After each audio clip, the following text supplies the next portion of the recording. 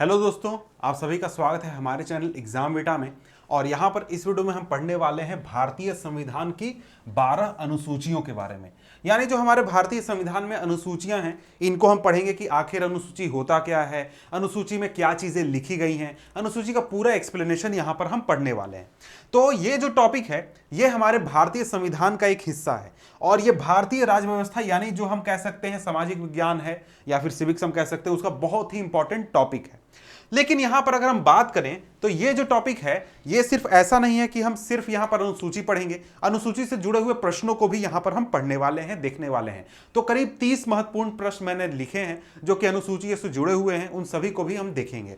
अब यहां पर बात करें तो सिर्फ यही वीडियो संविधान के ऊपर नहीं आएगा, बल्कि इसके अलावा आपको प्रस्तावना या फिर जिसको कि उद्देशिका हम कहते हैं उसके बारे में एक वीडियो आएगा। फिर जो हमारे संविधान के महत्वपूर्ण अनुच्छेद हैं उनके ऊपर भी वीडियो रहेगा, भाग के ऊपर भी, और इसके साथ ही जो संशोधन है उनके ऊपर भी वीडियो रहेगा।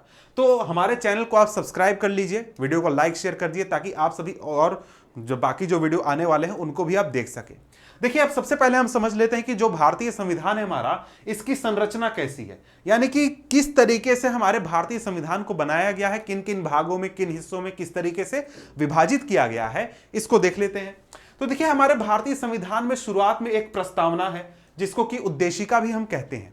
ये जो प्रस्तावना है ये एक तरीके से हमारे पूरे संविधान की, हमारे पूरे व्यवस्था की नींव रखता है और बताता है कि हमारा जो मूल विचारधारा या फिर जो पूरा सरकार है, पूरी व्यवस्था है, उसका मूल रूप क्या होगा, वो एक तरीके से प्रस्तावना हमें बताता है।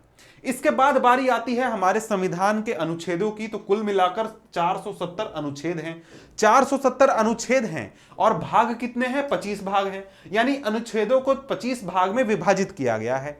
लेकिन यहां पर अगर हम बात करें तो मूल रूप से जो संविधान बनाया गया था उसमें कितने अनुच्छेद थे? 395 अनुच्छेद थे। कितने भाग थे? 22 भाग थे। तो यहां पर यह पहला ही सवाल आपका बहुत ही इंपॉर्टेंट सवाल क्लियर हो गया कि मूल संविधान में कितने अनुच्छेद? 395, भाग कितने? 22, और आज कितने हैं? 470 अनुच्छेद, और भाग कितने हैं? 25 भाग। लेकिन अगर आप वैसे देखिएगा संविधान में तो अभी भी आपको भागों की संख्या 22 ही मिलेगी, लेकिन एडिशन कैसे किया गया है, जोड़ा कैसे गया है? 4 ए कर दिया गया, 14 ए कर दिया गया। इस तरीके से करके क्या किया गया है? नए भागों को जोड़ा गया है। तो इस तरीके से क्या हो गए? एक प्रस्तावना हो गया, 470 अनुच्छेद हो गए, 25 भाग हो गए, 12 अनुसूचियां हो गई, 5 अपेंडिसेस हो गई, यानी कि एक तरीके से एक्स्ट्रा एक्सप्लेनेशन के लिए अपेंडिसेस अलग से जोड़ी गई हैं। और इसके साथ ही हमारे संविधान में 104 क्या किए गए हैं? संशोधन किए गए हैं। अभी तक संविधान में कुल मिलाकर 126 संविधान संशोधन बिल लाए गए हैं, जिसमें कि 104 पास हुए हैं और वो संविधान का हिस्सा बन चुके हैं। तो ये सारी जो चीजें हैं इनके बारे में अलग अलग हम वीडियो करने वाले हैं, लेकिन यहां पर शॉर्ट में मैंने आपको बता दिया कि हमारे संविधान को किस तरीके से विभाजित किया गया है। अब यहां पर अगर हम आगे बढ़ते हैं और शुरुआत करते हैं हम अपना टॉपिक, जो कि क्या है? जो कि हमारा अनुसूची। अनुसूची को यहां पर हम पढ़ने वाले हैं।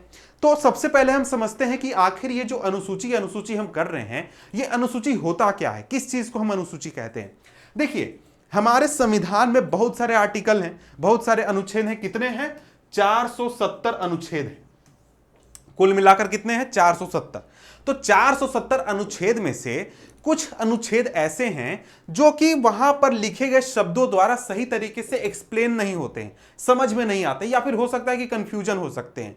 तो लोगों की आसानी के लिए या फिर एक तरीके से पूरी व्यवस्था को आसान बनाने के लिए जो संविधान निर्माता थे उन्होंने क्या किया कि संविधान में जो अनुच्छेद लिखे उसके बाद में अलग से अनुसूचियों को जोड़ दिया।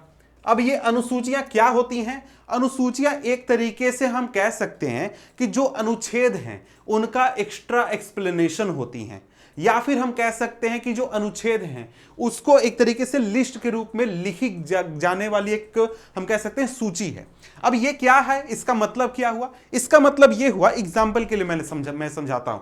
देखिए, जब आप राष्ट्रपति के बारे में पढ़िएगा, आप उपराष्ट्रपति के बारे में, प्रधानमंत्री के बारे में, राज्यपाल, मुख्यमंत्री, जो संसद है उसके एमपी वगैरह के बारे में, सभी के बारे में पढ़िएगा, तो वहां पर पता चलेगा कि सभी के लिए जो संविधान है उसी में व्यवस्था की गई है कि उनको भत्ता कितना मिलेगा, पेंशन कितना मिलेगा, उनका सैलरी कितना होगा, इस तरीके की चीजों के लिए वहां पर कानून में, संविधान में ही लिखा गया है। लेकिन एक तरीके से आसानी के लिए हम कह सकते हैं कि उन सभी अनुच्छेदों का लिस्ट बनाकर एक अलग से क्या कर दिया गया, अनुसूची बना दिया गया।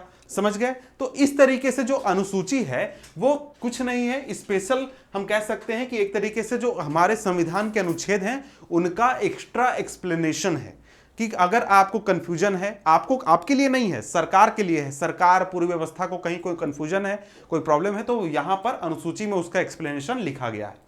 अब यहां पर बात आती है कि क्या अनुसूचियों को संशोधित किया जा सकता है, क्या अनुसूचियों में संविधान संशोधन हो सकता है? तो हां जी बिल्कुल, जो संसद है वो संसद की जो संशोधन शक्ति है, यानी संशोधन इसमें किया जा सकता है। अब संविधान संशोधन पर भी हमने एक वीडियो बनाया है, आप वो भी जाकर देख सकते हैं कि संविधान संशोधन प्रक्रिया कैसी होती है, कैसे संविधान संशोधन होता है, वो भी आप जाकर देख सकते हैं, हमारे चैनल में जाकर देख सकते हैं। अब यहां पर आगे बढ़ते हैं और शुरुआत करते हैं, सभी अनुसूचियों को हम बारी बारी से देखते हैं, लेकिन सबसे पहले जो शॉर्ट या फिर इंपॉर्टेंट चीजें उनको देख लेते हैं कि मूल रूप से जो हमारा जो संविधान बना था उसमें कितनी अनुसूचियां थी? 8 अनुसूचियां थी। 8 कितनी थी? 8 थी। आज के समय में अनुसूचियों की संख्या कितनी है? 12 है। कुल मिलाकर 12 अनुसूची आज के समय में है। समझ गए? इसके बाद अगर हम आगे बढ़ते हैं तो देख लेते हैं कि कौन कौन सी अनुसूची जोड़ी गई है और कब जोड़ी गई है। तो देखिए, सबसे पहला जो संविधान संशोधन हुआ था, पहला संविधान संशोधन भारत का कब हुआ था? 1951 में हुआ था। और उसमें क्या किया गया था? 9वां अनुसूची जोड़ा गया था। कौन सा अनुसूची? 9वां अनुसूची जोड़ा गया था। इसके बाद अगला जो संशोधन हुआ अनुसूचियों को लेकर वो हुआ था 10वीं अनुसूची को जोड़ा गया था। कब जोड़ा गया था? 1985 में। कौन सा संविधान संशोधन? 52वां संविधान संशोधन। इसके बाद एक और संशोधन हुआ, कौन सा? 73वां संविधान संशोधन। यहां पर मैं एक और बोल रहा हूं तो यहां मैं अनुसूची के रिस्पेक्ट में बोल रहा हूं, यहां पर पूरे संविधान की नहीं बात कर रहा हूं मैं। तो 11वां अनुसूची जोड़ा गया। कब जोड़ा गया? 1993 में जोड़ा गया। कौन सा संशोधन? 73वां संविधान संशोधन। इसके बाद एक और अनुसूची को जोड़ा गया, 12वां अनुसूची को जोड़ा गया। कौन सा संशोधन? 74वां संविधान संशोधन। कब? 1993 में। तो कुल मिलाकर आज कितने अनुसूचियों को जोड़े जा चुके हैं? 4। कुल मिलाकर कितने हो गए? हमारे पास 12 अनुसूचियां हो गई हैं। यहां पर ध्यान रखिएगा, आपको सारे अनुसूची सभी डिटेल याद रहे चाहे नहीं रहे, ये चारों चीजें आपको याद रहनी चाहिए क्योंकि इससे क्वेश्चन बहुत ज्यादा बनता है। कौन सा अनुसूची, कितने संविधान, कौन सा संविधान संशोधन और कब, ये चीज याद रखिएगा। बहुत सारे क्वेश्चन आपको वहां पे क्लियर हो जाएंगे, यानी कि इससे मेनली क्वेश्चन पूछा जाता है। अब यहां पर अगर हम आगे बढ़ें तो आगे हम बारीक शुरुआत करते हैं और पढ़ते हैं जितने भी अनुसूचियां हैं उन सभी को। सबसे पहला अनुसूची क्या है? सबसे पहला अनुसूची जो है उसमें क्या है? राज्यों के नाम और उनके राज्य क्षेत्र लिखे गए हैं कि भारत में कौन कौन से राज्य होंगे और उनका राज्य क्षेत्र कितना होगा, कहां होगा, ये सारी चीजें लिखी गई हैं। इसके साथ ही जो केंद्र शासित प्रदेश हैं जिसको कि संघ राज्य क्षेत्र हम कह सकते हैं, और उनकी सीमाएं भी इसी में लिखी गई हैं, बताई गई हैं। जैसे यहां पर आप देखिए, ये हमारा भारत है, भारत में बहुत सारे राज्य हैं, बहुत सारे केंद्र शासित प्रदेश हैं, तो सभी का नाम और उनका क्षेत्र सीमा कहां लिखा गया है? पहली अनुसूची में लिखी गई है। और पहली अनुसूची से जो जुड़े हुए आर्टिकल हैं यानी कि अनुच्छेद हैं, वो है अनुच्छेद 1 और अनुच्छेद 4। अनुच्छेद 1 और अनुच्छेद 4 पहली अनुसूची से जुड़े हुए हैं। इसके बाद हम अगर आगे बढ़ें तो आगे बढ़ते हैं तो पता चलता है कि जो दूसरी अनुसूची है उसमें क्या क्या है, देख लेते हैं कि क्या क्या है। तो यहां पर जब आप देखिएगा तो यहां पर आपको पता चलेगा कि इसमें जितने भी उच्च संवैधानिक पद हैं उनके वेतन, भत्ते, पेंशन, विशेषाधिकार सभी का विवरण यहां पर लिखा गया है। कौन कौन से पद की यहां पर बात की गई है?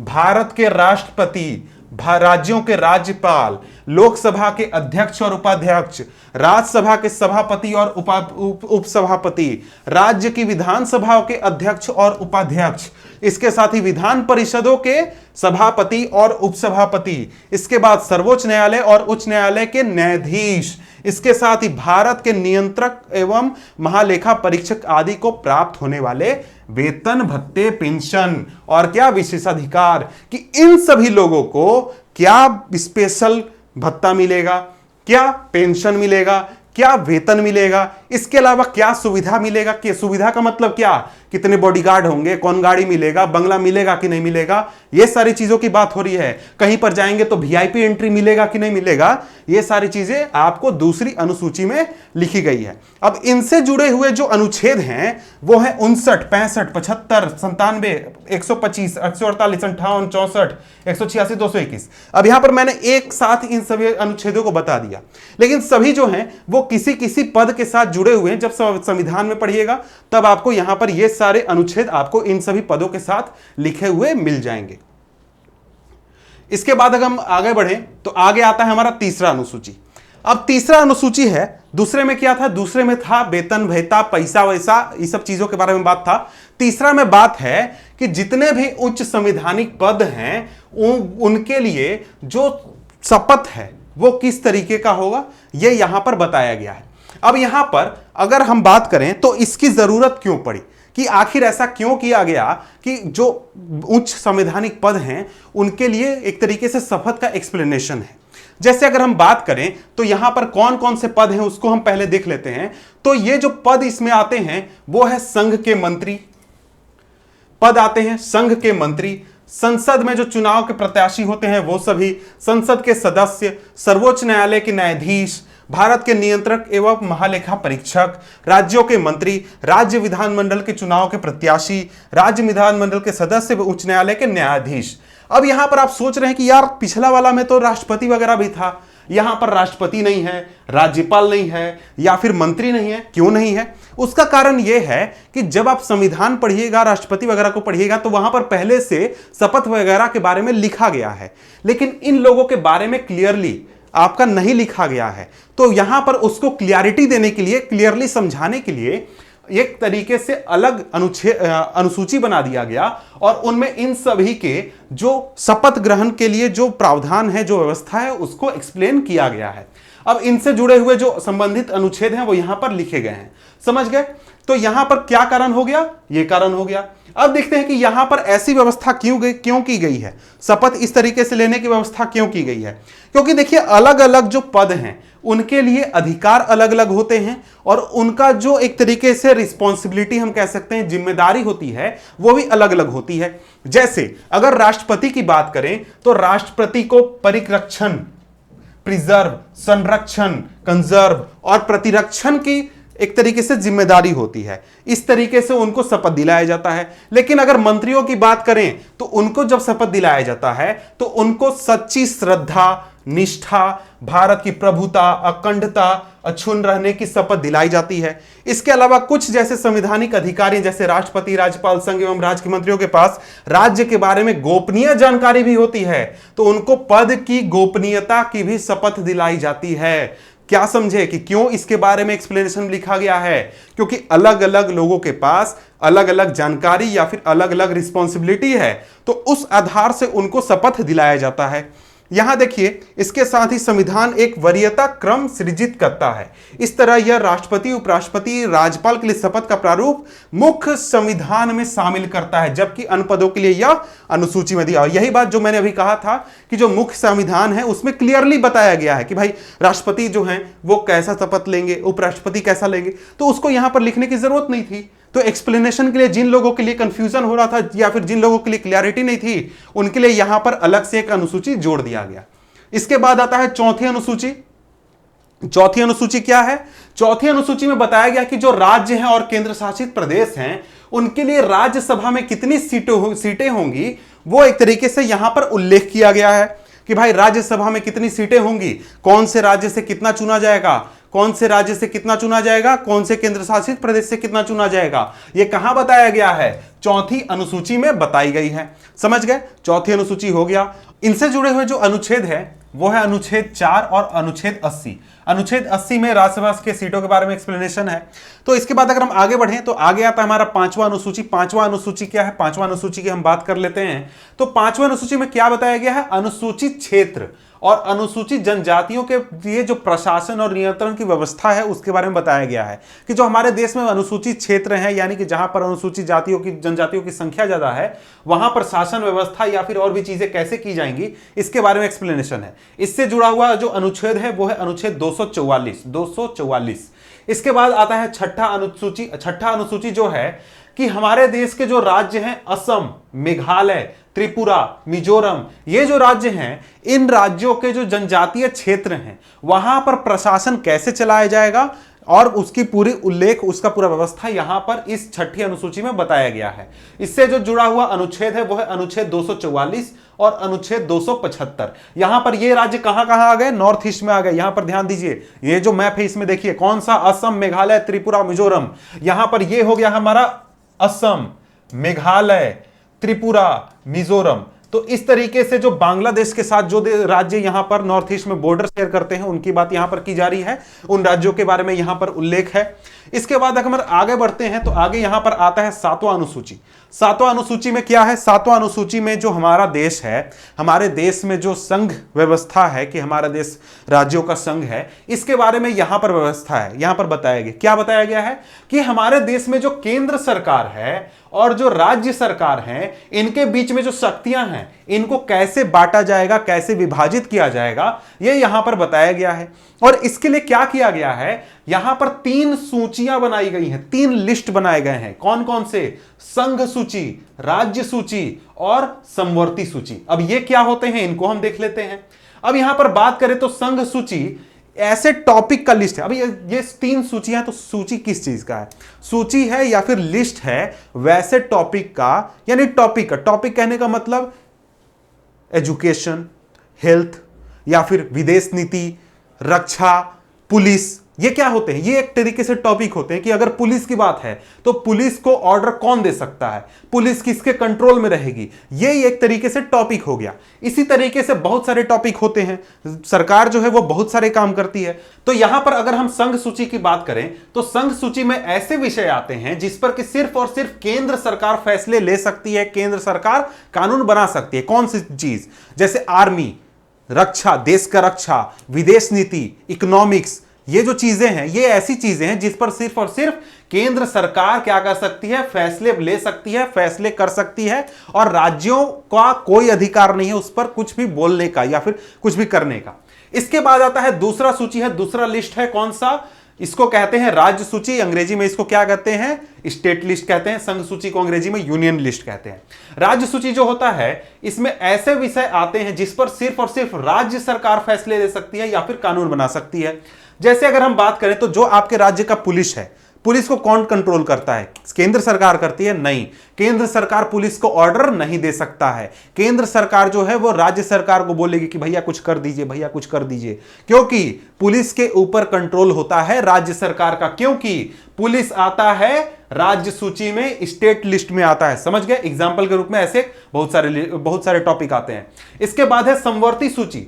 समवर्ती सूची ऐसे टॉपिक का लिस्ट है जो कि राज्य के लिए भी इंपॉर्टेंट है, लोकल लेवल पर भी इंपॉर्टेंट है और पूरे देश लेवल पर भी इंपॉर्टेंट है। तो यहां पर ऐसे टॉपिक्स को रखा जाता है जिस पर कि केंद्र सरकार भी कानून बनाएगा, राज्य सरकार भी कानून बनाएगा, लेकिन यहां पर एक कंडीशन रखा गया है कि अगर दोनों सरकारें कानून बनाती हैं किसी भी चीज के ऊपर, किसी विषय के ऊपर, जो केंद्र सरकार का कानून है उसको माना जाएगा, राज्य सरकार के कानून को नहीं माना जाएगा। समझ गए, ये होता है समवर्ती सूची। समवर्ती सूची में टॉपिक की एग्जांपल की बात करें तो जैसे एग्रीकल्चर, खेती, जो किसानी है, खेती है, वो आ जाता है। शिक्षा, शिक्षा देश के लिए भी महत्वपूर्ण है लेकिन लोकल लेवल पर भी महत्वपूर्ण है।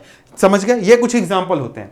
वैसे अगर हम ऐसे सूची की बात करें तो मूल रूप से जब संविधान बना था तो संघ सूची में टोटल टॉपिक्स की संख्या, जो विषय थे उनकी संख्या 97 थी, राज्य सूची में 66 थी और समवर्ती सूची में 47 थी। लेकिन अगर आज की बात करें तो आज के समय में संघ सूची में 100 विषय हैं, राज्य सूची में 61 हैं और समवर्ती सूची में 52 हैं। समझ गए, तो यहां पर हमारा क्या हो गया, 7वां अनुसूची हो गया। इसके बाद बारी आती है 8वें अनुसूची की। 8वें अनुसूची का नाम तो आप जानते ही होंगे, आपने बहुत बार सुना भी होगा। इसमें क्या होता है, हमारे देश की जो भाषाएं हैं उनके बारे में उल्लेख किया गया है। अब यहां पर आपसे सवाल एक पूछा जाएगा कि हमारे देश की राष्ट्रीय भाषा कौन सी है, तो हमारे देश का कोई भी राष्ट्रीय भाषा नहीं है, यह बात ध्यान रखिएगा। लेकिन भारत सरकार राजकीय भाषा के रूप में अंग्रेजी और हिंदी का इस्तेमाल करती है। राजकीय भाषा कहने का मतलब क्या है है कि जो केंद्र सरकार है वो जब भी अपना डॉक्यूमेंट तैयार कराएगी, कुछ भी लिखेगी, कुछ भी काम करेगी, तो वो अंग्रेजी और हिंदी में दोनों भाषा में करेगी। ये हो गया राजकीय भाषा। अब यहां पर भारत में अगर हम बात करें तो 22 भाषाओं को राजभाषा का दर्जा दिया गया है। राजभाषा कहने का मतलब हम कह सकते हैं कि भारत सरकार उसको एक्सेप्ट करती है, स्वीकार करती है। अब देखिए यहां पर क्या क्राइटेरिया है। क्राइटेरिया यह है कि भाई देखिए पूरे देश में तो एक भाषा बोली नहीं जाती है, बहुत सारी भाषाएं बोली जाती हैं, अलग अलग इलाके में अलग अलग भाषाएं बोली जाती हैं। तो इन सभी को ध्यान में रखकर सभी भाषाओं को केंद्र सरकार स्वीकार कर लेती, ठीक है भैया आपको जो बोलना है बोलिए, हम उसको राष्ट्र देश जो है उसको मान्यता देता है। ये एक तरीके से व्यवस्था की गई है कि कोई भी नाराज ना हो, कोई भी केंद्र सरकार या फिर देश के प्रति कोई विरोधी भावनाएं किसी के मन में ना हो। तो यहां पर ये सारी 22 भाषाएं हैं। कौन कौन सी हैं? पंजाब, संस्कृत, सिंधी, तमिल, तेलुगु, उर्दू, बोडो, मैथिली, असमिया, बांग्ला, गुजराती, हिंदी, कन्नड़, कश्मीरी, कोंकणी, मलयालम, मणिपुरी, मराठी, नेपाली, उड़िया, संथाली, डोगरी। ये एक तरीके से इतनी सारी भाषाएं हैं जिसको कि 8वीं अनुसूची में राजभाषा का या फिर राजकीय भाषा का दर्जा दिया गया है। इसका फायदा क्या होता है? इसका फायदा यह होता है कि कोई भी व्यक्ति अगर केंद्र सरकार में नौकरी करना चाहता है, केंद्र सरकार में अप्लाई करना चाहता है, तो वो इन सभी में से किसी भाषा में जाकर एग्जाम लिख सकता है और केंद्र सरकार उसे स्वीकार करेगी, उसे मना नहीं करेगी। अब इसके बाद अगर हम आगे बढ़ते हैं तो यहां पर बात करें तो जब मूल संविधान बना था, यानी जब संविधान बना था, तो 8वीं अनुसूची में कुल मिलाकर 14 भाषाएं थी, यानी भारत सरकार 14 भाषा को स्वीकार करती थी। लेकिन आगे चलकर और भी भाषाओं को जोड़ा गया। किस भाषा को कब जोड़ा गया यह भी महत्वपूर्ण है, ध्यान रखिएगा। 21वां संविधान संशोधन में क्या किया गया था? सिंधी भाषा को जोड़ा गया था। कब किया गया था? 1967 में, 1967 में। कौन सा भाषा? सिंधी भाषा। 21वां संविधान संशोधन 1967। इसके बाद अगर हम आगे बढ़ें तो 71वां संविधान संशोधन हुआ 1992 में। कब? 1992 में। इसके द्वारा कोंकणी, मणिपुरी और नेपाली को इस 8वीं अनुसूची में शामिल किया गया।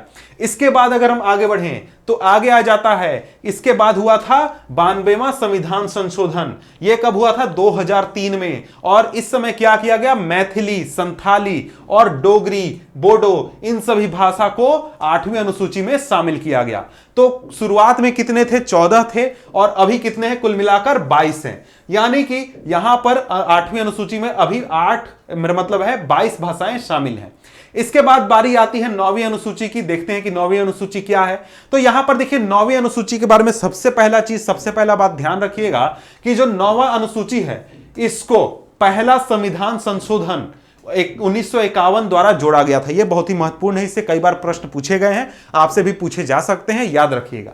इसके बाद है यहां पर 9वीं अनुसूची में क्या गया था? यहां पर 9वीं अनुसूची में यह किया गया था कि जो जमींदारी उन्मूलन व्यवस्था थी कि भाई जमींदार लोग नहीं होंगे, उनके जमीन को कम किया जाएगा, गरीबों में बांटा जाएगा, या फिर इस तरीके के जो भूमि सुधार हुए थे, इस तरीके से जो कानून बनाए गए थे, जो व्यवस्था की गई थी, उसको 9वीं अनुसूची में डाला गया था। और यहां पर इसके साथ में एक और व्यवस्था की गई थी कि जो भी चीज 9वीं अनुसूची में है कि जो न्यायालय है वो क्या नहीं कर सकता है, इसका पुनर्वलोकन नहीं कर सकता है। यानी कि अगर कोई आदमी जमींदार है, कोई उसका अगर एक तरीके से जमीन छीन गया, सरकार ने उससे ले लिया, तो वो कोर्ट में नहीं जा सकता है कि सर मेरा जमीन वापस कर दीजिए, ऐसा वो नहीं कर सकता है। समझ गए ना? तो यहां पर यह चीज किया गया है। इसके बाद है देखिए इसमें एक और चीज कि यहां पर मैंने कहा कि भाई संविधान में ऐसी व्यवस्था की गई इसमें 9वीं अनुसूची में कि यहां पर इसको न्यायालय के पहुंच से या फिर न्यायालय जो जुडिशियल रिव्यू होता है उससे बाहर रखा गया था। लेकिन यहां पर 1981 में सर्वोच्च न्यायालय ने एक उसमें केस आया था, सर्वोच्च न्यायालय में, सुप्रीम कोर्ट में केस था, वामन राव मामला था। इसमें यहां पर क्लियर कर दिया गया था कि 4 अप्रैल 1973 के बाद, यानी कि केशवानंद भारती का जो केस था, उसके बाद 9वीं अनुसूची में शामिल जितनी भी चीजें की गई हैं उन सभी की न्यायिक समीक्षा की जा सकती है। यानी कोर्ट देख सकता है कि भाई सही है कि गलत है कि सही है, कोर्ट उसको चेक कर सकता है। कब के बाद? 1973 के बाद, 4 अप्रैल 1973 के बाद कोर्ट रिव्यू कर सकता है। और इससे जुड़ा हुआ जो अनुच्छेद है वो है अनुच्छेद 31 ख। अनुच्छेद 31 ख इससे जुड़ा हुआ है। इसके बाद बारी आता है 10वीं अनुसूची का। 10वीं अनुसूची जो है वो एक तरीके से राजनीति से जुड़ा हुआ है। राजनीति से कैसे जुड़ा हुआ है कि यहां पर इस अनुसूची में जो दल बदल के आधार पर जो संसद और विधानसभा के जो सदस्य होते हैं उनकी जो निहरता होती है, यानी कि उनका जो पद से उनका पद खत्म कर दिया जाता है, ऐसी व्यवस्था की गई है। अब देखिए शुरुआत में क्या होता है, जब देश बना था, चुनाव होते थे, तो क्या होता था ना कि लोग जो है पैसे देते थे, कोई भी सांसद, कोई भी विधायक को कोई भी खरीद लेता था। लेकिन यहां पर उस चीज को रोकने के लिए कि भाई खरीद फरोख्त ना हो, हॉर्स ट्रेडिंग जिसको कि कहते हैं, हॉर्स ट्रेडिंग ना हो, उसके लिए क्या किया गया कि 52वां संविधान संशोधन किया गया 1985 में, ताकि इस तरीके की खरीद फरोख्त ना हो सके और जो पार्टी है उसको मजबूत बनाया जा सके, जो विधायक हैं, सांसद, उनको कंट्रोल में रखा जा सके। इसलिए क्या किया गया, इसमें 10वां अनुसूची संविधान में जोड़ा गया। कब जोड़ा गया? 52वां संविधान संशोधन 1985 में, समझ गए। और इसमें क्या था, एंटी डिफेक्शन लॉ इसमें डाला गया था, यानी दल बदल कानून था कि कोई भी व्यक्ति पैसे लेकर या फिर किसी भी तरीके से अपनी पार्टी को छोड़कर नहीं जा सकता है। अब यहां पर राजनीतिक पार्टी जब हम पढ़ेंगे तो उसमें यहां पर इस चीज के डिटेल में हम पढ़ेंगे कि इसमें क्या क्या कानून है, क्या क्या व्यवस्था है, लेकिन यहां पर इसको शॉर्ट में ही खत्म करना अच्छा होगा। 2003 में 91वां संविधान संशोधन हुआ था, इसमें थोड़ा सा बदलाव किया गया था, यह भी थोड़ा सा इंपॉर्टेंट है तो मैंने लिख दिया। इसके बाद इससे जुड़ा हुआ जो अनुच्छेद है वो है अनुच्छेद 102 और 191 अनुच्छेद यहां पर इससे जुड़ा हुआ है। अब इसके बाद अगर हम आगे बढ़ते हैं तो आता है हमारा 11वां अनुसूची। 11वां अनुसूची के बारे में बात करें तो जो 11वां अनुसूची है ये एक तरीके से पंचायती राज व्यवस्था के बारे में है। जो पंचायती राज व्यवस्था है उसको संवैधानिक दर्जा दिया गया है 11वां अनुसूची में। जो पंचायती राज व्यवस्था है उसको बताया गया कि यानी कि जो आपके इलाके में जो होते हैं, मुखिया होते हैं या फिर सरपंच होते हैं, जिला परिषद होते हैं, तो ये सभी जो व्यवस्था है इसको कब जोड़ा गया था? 73वां संविधान संशोधन अधिनियम 1992 द्वारा जोड़ा गया था। और इसके साथ ही इस संशोधन अधिनियम के साथ 11वीं अनुसूची को संविधान में जोड़ा गया और इसमें क्या किया गया, पंचायतों की शक्तियां और उनका क्या उत्तरदायित्व होगा, वो किस तरीके से काम करेंगे, ये सारी चीजें इसमें बताई गई थी। और इस अनुसूची में कुल 29 विषय हैं। कितने विषय हैं? 29 विषय हैं। इसके बाद इससे जुड़ा हुआ जो संबंधित अनुच्छेद है वो है अनुच्छेद 243(6).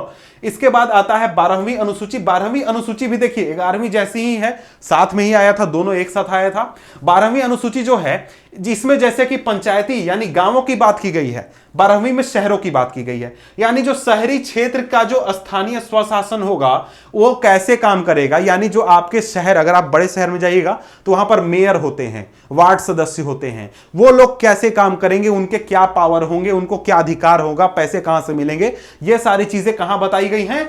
12वीं अनुसूची में बताई गई हैं। और यहां पर यही कि नगर पालिकाओं के शक्ति और उत्तरदायित्व की बात यहां पर की गई है। और इसमें कितने विषय हैं? 18 विषय हैं। और इसको जोड़ा गया था 74वां संविधान संशोधन अधिनियम 1992 के द्वारा। और इससे जो जुड़ा हुआ संबंधित अनुच्छेद है वो है अनुच्छेद 243(ब). तो यहां पर हमारे जितने भी अनुच्छेद थे या फिर मेरा मतलब है अनुसूची थे और उनसे जुड़े हुए जितनी भी जानकारी थी वो सारी हो चुकी। इसके बाद आइए हम शुरुआत करते हैं। कुछ क्वेश्चंस मैंने लिखे हैं, वैसे बहुत खास बड़े क्वेश्चन नहीं है, लेकिन अगर आप एक तरीके से प्रैक्टिस कीजिए तो आपके लिए अच्छे होंगे। तो यहां पर पहला क्वेश्चन आता है कि वर्तमान में भारतीय संविधान में कुल कितनी अनुसूचियां हैं? तो कितने हैं? कुल मिलाकर 12 हैं। तो ऑप्शन सी यानी कि 12 हमारा सही हो गया।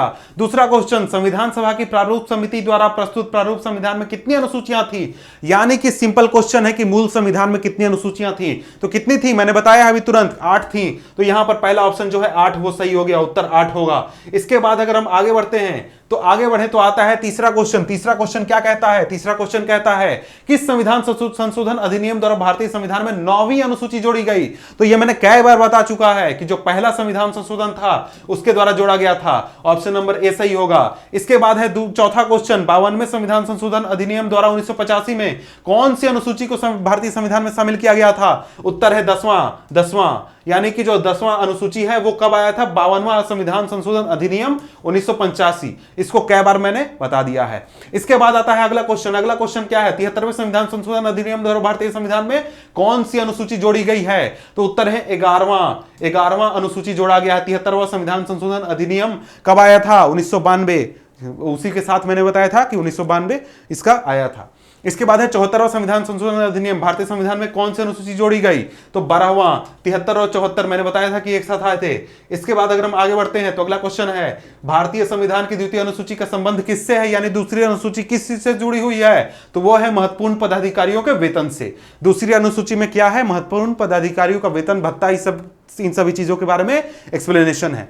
इसके बाद है अगला क्वेश्चन, भारतीय संघ में शामिल राज्य और संघ शासित क्षेत्रों का उल्लेख भारतीय संविधान के किस अनुसूची में है? तो प्रथम अनुसूची में। यानी कि पहली अनुसूची में क्या है कि भारत के कौन कौन से राज्य होंगे, उनके नाम वगैरह और उनका इलाका कितना होगा, ये सारी चीजें पहली अनुसूची में बताई गई है। इसके बाद अगर हम आगे बढ़ते हैं तो आगे हमारे सामने अगला क्वेश्चन आता है। अगला क्वेश्चन क्या है? राष्ट्रपति, राज्यों के राज्यपाल, सर्वोच्च न्यायालय सभी के बारे में, ये सभी जो पद हैं इनके वेतन के संबंध में प्रावधान संविधान के किस अनुसूची में है? तो वो है दूसरा अनुसूची, द्वितीय अनुसूची में।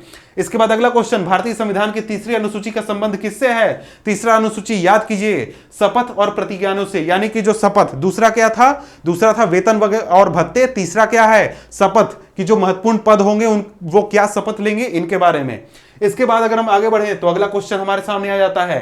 अगला क्वेश्चन क्या है? संविधान के किस अनुसूची में प्रत्येक राज्य और संघ राज्य क्षेत्रों के लिए राज्यसभा में स्थानों का आवंटन किया गया है? चौथा अनुसूची, पहला, तीसरा, चौथा, याद कीजिए, पहला, दूसरा, तीसरा, चौथा हो गया, चौथा तक हम पहुंच गए हैं। इसके बाद अगला क्वेश्चन, भारत के संविधान की छठी अनुसूची का प्रमुख उपबंध किससे संबंधित है? छठी अनुसूची क्या था? अभी तुरंत हमने बात किया है छठी के बारे में, याद कीजिए, तो होगा उत्तर पूर्व भारत में जनजातीय क्षेत्रों के प्रशासन में स्वायत्तता। कौन कौन से राज्य थे? कौन कौन से राज्य थे? याद कीजिए और बोलिए, कमेंट में लिखकर बताइए, क्योंकि अभी तुरंत मैंने बताया है, मैप से भी मैंने आपको दिखाया था।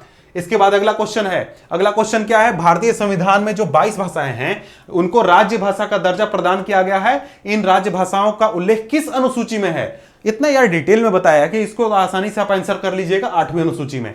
इसके बाद है भारतीय संविधान की 8वीं अनुसूची का संबंध किससे है? भाषाओं के साथ। अभी यही तो क्वेश्चन है। इसके बाद अगला क्वेश्चन, किस अधिनियम को संविधान के किसी अधिनियम को संविधान के किस अनुसूची में सम्मिलित करने पर उसकी वैधता को किसी न्यायालय में चुनौती नहीं दी जा सकती? उत्तर है 9वीं। अभी तुरंत मैंने एक्सप्लेन किया था और इसके साथ में यह भी एक्सप्लेन किया था कि जो 9वीं अनुसूची में है उसमें अगर हम अब कुछ एडिशन करते हैं तो वो क्या होगा?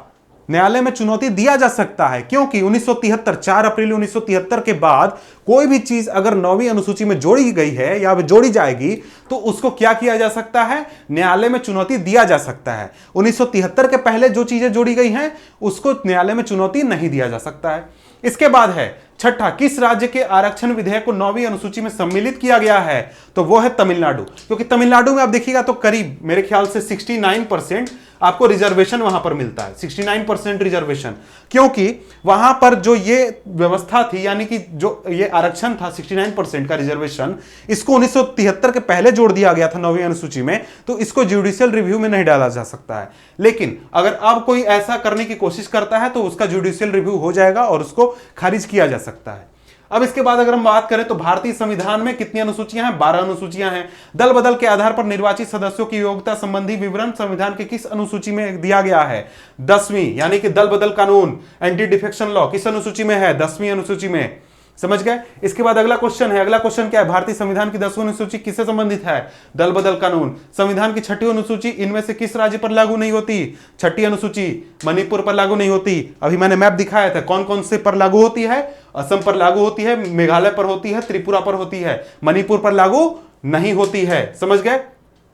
इसके बाद अगर आगे बढ़ते हैं तो आगे हमारे सामने अगला क्वेश्चन है, संविधान की अनुसूची तथा उससे संबंधित विषय का कौन सा युग में सम्मिलित नहीं है? यहां पर देखिए, पहली अनुसूची में क्या है? राज्य और केंद्र शासित प्रदेशों की सूची। दूसरी सूची, द्वितीय सूची, निर्वाचन आयोग के अधिकार व कार्य। भाई ये तो हमने कहीं नहीं पढ़ा, ये नहीं पढ़ा तो क्या हो गया? ये हमारा गलत हो गया, यह और यही आंसर होगा दूसरा। इसके बाद है अगला क्वेश्चन, संविधान की 12वीं अनुसूची में क्या है?